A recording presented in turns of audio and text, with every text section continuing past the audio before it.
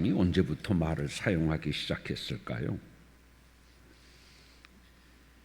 성경은 에덴 동산에 살던 아담과 하와부터 말을 사용했다 이렇게 기록하고 있습니다. 그러니까 인간의 탄생과 언어의 시작이 같다. 이것이 성경이 우리에게 말씀해 주시는 것입니다. 그리고 이 우주의 창조가 하나님의 언어로 시작됐다고 성경은 말씀하고 있죠. 그만큼 언어, 말이라고 하는 것은 매우 특별한 가치와 의미와 힘을 가지고 있다라는 이야기인 것입니다. 언어라고 하는 것은요, 자기의 생각, 자기의 감정을 표현하는, 전달하는 수단입니다. 그런데 단지 내 생각, 내 감정만 표현하는 수단이 아니라 그 언어에는, 내가 사용하는 말에는 그 사람의 가치관, 세계관 이런 것들이 스며 있습니다. 보통 아이가 태어나면 생후 2개월, 3개월서부터 옹알이를 시작하게 되어집니다. 그러다가 그 10개월, 12개월이 되게 되면 아이들은 엄마, 아빠, 맘마라고 하는 자신에게 아주 친숙한 짧은 단어를 사용하기 시작합니다. 아이는요, 말을 통하여서 세상을 접하고 익히고 경험하고 그 말 속에 자기의 가치관과 세계관을 쌓아가면서 성장해 가게 됩니다. 그래서 어릴 때부터 말을 익힌다고 하는 것은 굉장히 중요합니다. 어떤 말을 익히느냐에 따라서 그 아이가 나중에 자라서 가치관, 세계관을 형성하는 데에 굉장한 디딤돌이 될 수 있습니다. 그래서 언어라고 하는 것은 단순히 대화를 하기 위한 수단을 넘어서 그 언어를 쓰는 사람 그 자체가 바로 언어입니다. 그 사람의 언어를 보면 그 사람이 보입니다. 사람의 말에는 그 사람이 가지고 있는 생각, 깊이, 가치, 성품 이런 걸 모두 나타내주는 거울인 것입니다. 생각이 행동을 바꾸고 행동이 습관을 바꾸고 습관이 인생을 바꾼다는 말이 있죠. 그런데 여기에서 생각은 어디에서 나옵니까? 말에서 나옵니다. 말은 생각에서 나오고 말이 입 밖으로 나오면서부터 미치는 영향력은 대단합니다. 우리나라 말에도 보게 되면 말이 씨가 된다고 하는 말이 있죠. 무슨 말입니까? 말에 그 사람의 미래가 보인다는 얘기입니다. 그 사람의 성품, 그 사람의 가치만 보이는 것이 아니라 그 사람의 미래까지도 말 속에는 담겨져 있다는 얘기입니다. 사람들이요, 크게 생각하지 않고 무심코 내뱉는 말에도 듣는 사람에게는 미래의 운명을 결정짓는 큰 에너지, 힘이 담겨 있다는 얘기입니다. 여러분, 다른 사람이 별 뜻 없이 한 말 가운데서 내가 굉장히 상처받고 오랫동안 어떤 사람은 그 상처 때문에 열등감을 느끼고요, 그 열등감 때문에 어떤 사람은 평생 자기가 갖고 있는 능력보다도 훨씬 못한 삶을 사는 사람들이 많습니다. 그런데 어떤 사람은요, 무심코 툭 던진 그 한마디가 용기가 되고 격려가 돼가지고서 인생의 반전을 이루면서 사는 사람들이 있습니다. 그만큼 무심코 던진 말에도 엄청난 에너지가 있다. 그래서 성경은 말의 중요성을 정말 많이 강조하고 있죠. 아마 성경만큼 말의 중요성을 강조하고 있는 것은 없을 것입니다. 성경은요, 말의 권능, 권세를 정말 많이 강조합니다. 그래서 오늘 본문 21절 말씀에도 보게 되면 죽고 사는 것이 어디에 달려있대요? 혀에 달려있대요. 사람이 죽냐 사느냐 또 혀에 달려있다. 그리고서 혀를 쓰기 좋아하는 자는 그 혀의 열매를 먹을 것이라고 말씀하고 계십니다. 이 말씀에서 알듯이 우리가 죽고 사는 것은 어디에 달려있다? 말에 달려있다는 얘기입니다. 그래서 본문을 보게 되면 말을 뭐라고 말씀하고 있습니까? 열매 이렇게 얘기합니다. 그래서 여러분 20절 말씀 보십시오. 사람은 입에서 나오는 말로라고 하지 않고 뭐라고 얘기합니까? 열매라고 말씀하고 있습니다. 왜 열매라고 강조를 할까요? 그것은 그만큼 열매는 보이고요, 누구에든지 객관적으로 증명이 될 수 있고 먹을 수도 있습니다. 말은 우리가 생각하는 것보다 훨씬 더 강력한 영향력, 힘, 에너지를 가지고 있습니다. 우리가 잘 아는 것처럼 이스라엘 백성들이 그 가나안 땅을 향해 가던 중에 가나안 땅에 거의 도착했었을 때에 그들은 미심쩍어 가지고서 12명의 정탐자를 보내죠. 그리고 10명의 정탐자들이 돌아와서 뭐라고 보고합니까? 우리는 능히 올라가서 그 백성을 치지 못할 것이다. 그들은 우리보다 강하니라 이렇게 보고합니다. 우리는 치지 못할 것이다. 이기지 못할 것이다. 그렇게 보고를 합니다. 그리고 거기에 비해서 우리는 메뚜기와 같다라고 보고를 합니다. 그 말, 그 언어를 들은 이스라엘 백성들은 어떠한 반응을 보입니까?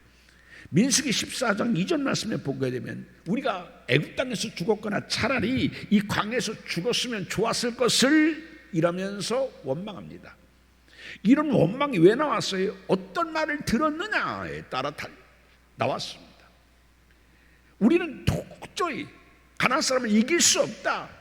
그들은 강하고 우리는 그에 비해서 정말 메뚜기같이 힘이 없는 부족한 존재다. 그 말을 듣고 그들은 좌절하고 절망하고 원망합니다. 이때 민수기 14장 28절 말씀에 보면은 하나님께서 뭐라고 말씀하시냐면 너의 말이 내 귀에 들린 대로 내가 너희에게 행하리니 너의 시체가 이 광야에 엎드려질 것이니라고 하나님께서 말씀하셨습니다. 섬뜩한 말씀이죠. 사람들은 그렇게 얘기합니다. 아이고 화나면 흥분하면 무슨 말을 못해 이렇게 얘기합니다. 그래서 해서는 안 될 극단적인 말까지도 흥분하면 화나면 참지 못하고 하는 사람이 있습니다. 사실 많은 사람들이 화가 나거나 흥분하면 마음과는 달리 마음에 없는 말을 하기도 합니다. 그리고 그렇게 말하는 것을 크게 대수롭게 여기지 않습니다. 그럴 수 있지 뭐 화났는데. 그런데요 성경은 뭐라고 말씀하냐면 그렇게 말씀하지 않습니다. 어떤 말이라도 마음에 있건 없건 간에 하나님의 귀에 들린 대로 하나님은 행하신다라고 하는 말씀입니다. 아마 그들은요 정말 우리가 애굽에서 죽었으면 이 광야에서 죽었으면 이러는 마음이 없었을 것입니다. 누가 애굽에서 죽고 진짜 이 광야에서 죽었으면 차라리 나을 뻔했다고 누가 그런 마음을 들겠습니까? 근데 화가 나니까 그렇게 얘기했어요. 마음이 없는 말이에요. 여러분 생각해 보십시오. 이 사람들이 정말 애굽에서 죽었으면이라는 마음을 가졌을까? 그건 아니었을 겁니다. 절망의 말을 들었을 때 너무 화가 나고 너무 속상하니까 이런 말을 했었을 것입니다. 그런데 하나님은요 그래 내가 너희 마음에 없는 말인 줄 알아라고 하나님께서 말씀하지 않습니다. 마음에 있건 없건 간에 흥분했건 안 했건 간에 화가 안 나서 한 말이건 간에 내가 너희가 내 귀에 들린 대로 행하리라. 이게 하나님의 말씀입니다.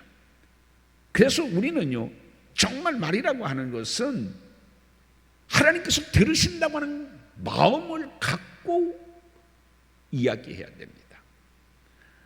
그래서 이 말을 하나님은 들으실 때 기뻐하실까 아닙니까?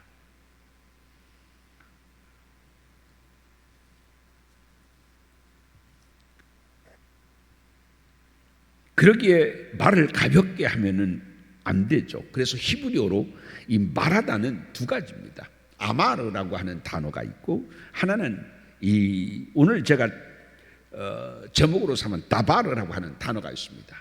근데 이 아마르라는 단어하고 다바르라는 단어가 말하다라는 이야기인데 둘은 큰 차이가 있습니다. 뭐냐면 아마르는요 그냥 말 자체입니다.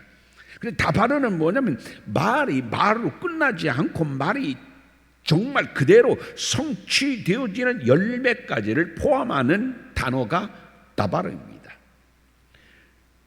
그런데 민수기 14장 28절에서 아까 말씀드렸던 것처럼 너의 말이 내 귀에 들리도록 내가 너에게 행하리라고 했을 때 여기서 너의 말은 아마르가 아니라 다바르입니다.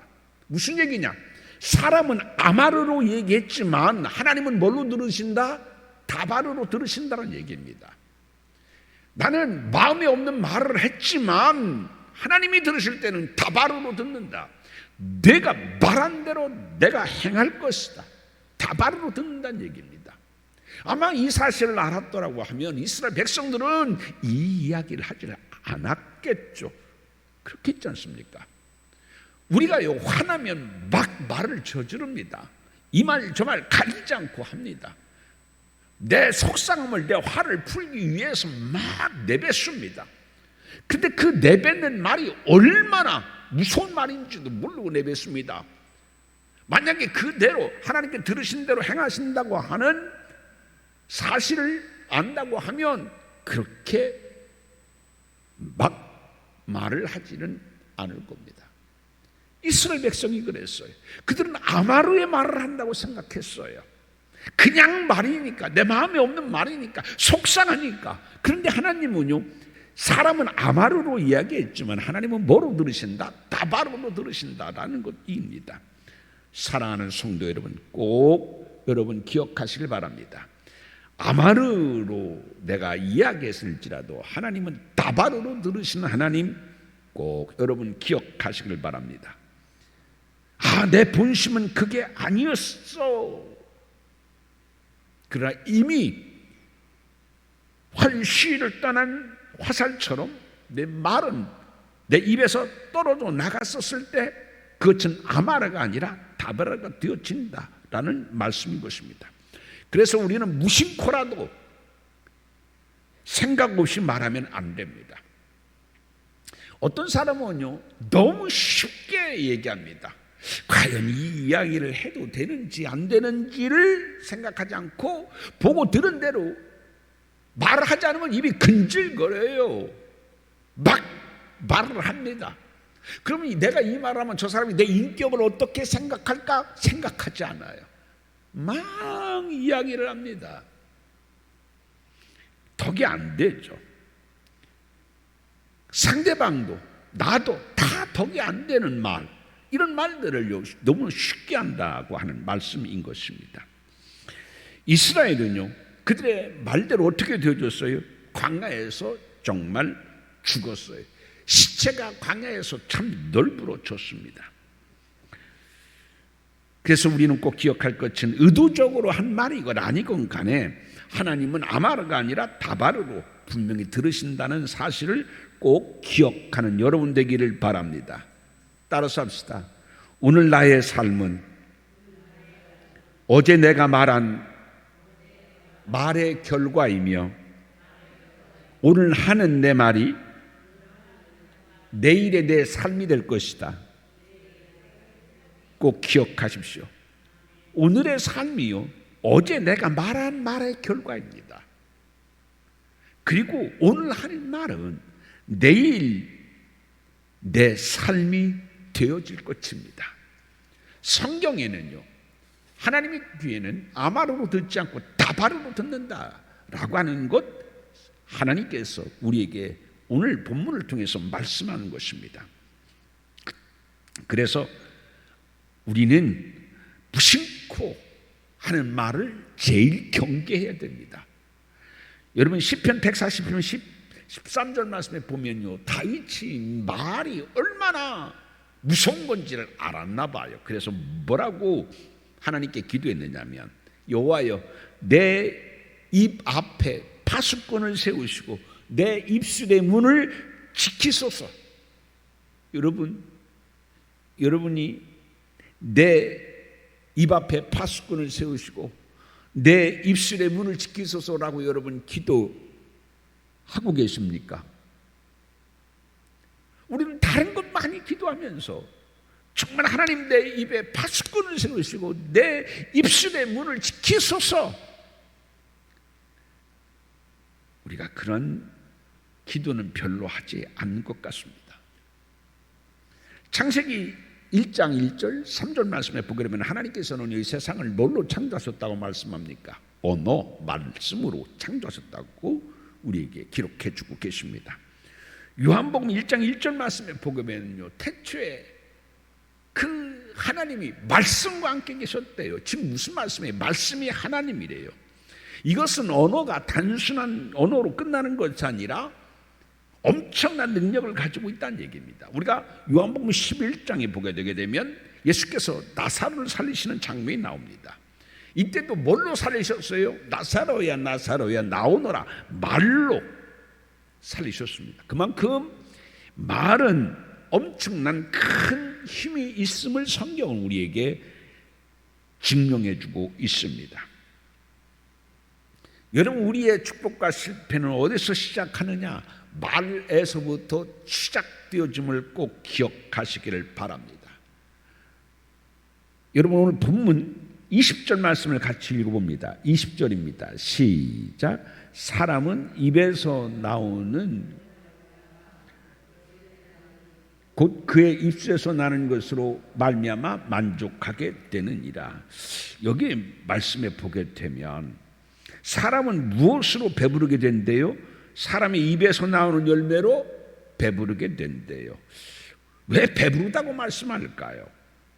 사람에게는 욕구가 있어요. 메스로라는 사람은 그 사람을 욕구의 존재로 봐요.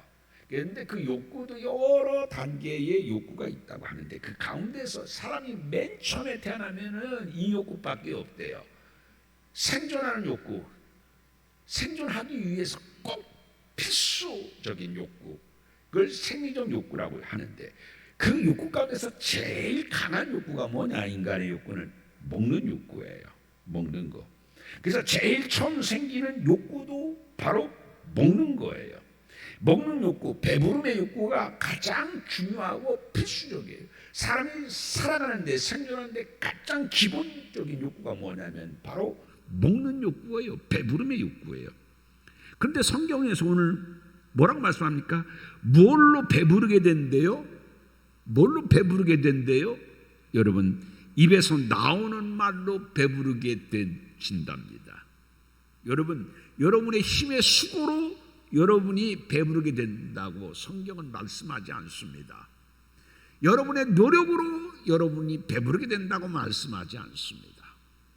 여러분, 여러분의 입에서 나오는 말로, 열매로 배부르게 되어진다. 성경은 그렇게 말씀하고 있습니다.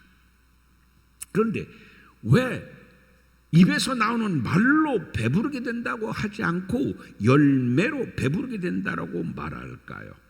그것은 말은 말로 끝나는 것이 아니라 말대로 되어지기 때문에 열매라고 말씀하고 있습니다. 그대로 된다는 얘기죠.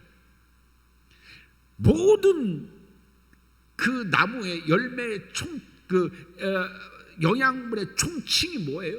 열매로 나타납니다. 그 나무의 존재는 뭘로 나타나는 거예요? 열매로 나타납니다. 좋은 나무냐 나쁜 나무냐 열매입니다. 그렇잖아요.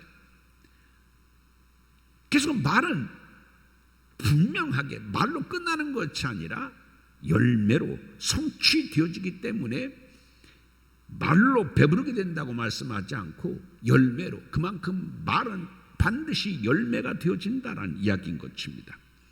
잠언은요, 다른 어떤 성경보다도 우리에게 말씀에 대해서, 중요성에 대해서 정말 강조하고 있는 성경이죠. 그런데 특이하게도 말씀에 대해서, 말에 대해서 정말 강조하고 있는 이 잠언에서 특이한 것은 뭐냐면 말을 열매라고 부르고 있는 겁니다. 오늘 본문만 그런 것이 아닙니다. 잠언 12장 14절에서도 그랬고 13장 2절에서도 보게 되면 말을 가리켜서 그 입의 열매라 이렇게 기록하고 있습니다. 오늘 본문에서도 20절에서도 입에서 나오는 열매라고 말씀하고 있고 21절은 혀의 열매다 이렇게 말씀하고 있습니다. 말은 반드시 이루어져서 열매가 되어진다라고 하는 것이 잠언이 강조해 주고 있는 겁니다. 그런데 열매라고 하는 것은요, 히브리어로 뭐냐면 페리입니다. 페리. 이 페리라고 하는 것은 뭐냐면 어떤 행동으로부터 일어나는 모든 결과, 결과가 뭐냐? 페리, 그게 열매다. 지금 무슨 얘기냐면 말은 반드시 말대로 되어지는 결과를 가져와서 그것이 그 사람의 열매가 되어진다 라고 하는 의미에서 페리라고 언어를, 말을 그렇게 표현하고 있는 것이 본문의 말씀입니다. 자, 20절 말씀에서 하나님은 우리에게 말씀합니다. 뭘로 만족한대요? 우리가 하나님의 말씀으로 만족하게 되어지는데, 여러분의 노력이 아니라, 여러분의 수고가 아니라 여러분의 입에서 나오는 것으로 만족하게 되어짐을 믿습니까? 노력은 많이 하는데 내 입에서 나오는 부정적인 것이 나에게 열매가 되어진대요. 아무리 노력을 해도 내 입에서 나가는 언어는 그렇게 좋은 열매를 맺는 언어가 아니면 우리의 노력, 우리의 수고는 다 헛된 것이 되어진다. 그런 의미에서 입술에 나아가는 걸 통해서 우리가 만족하게 되어진다고 성경은 우리에게 기록해 주고 있습니다.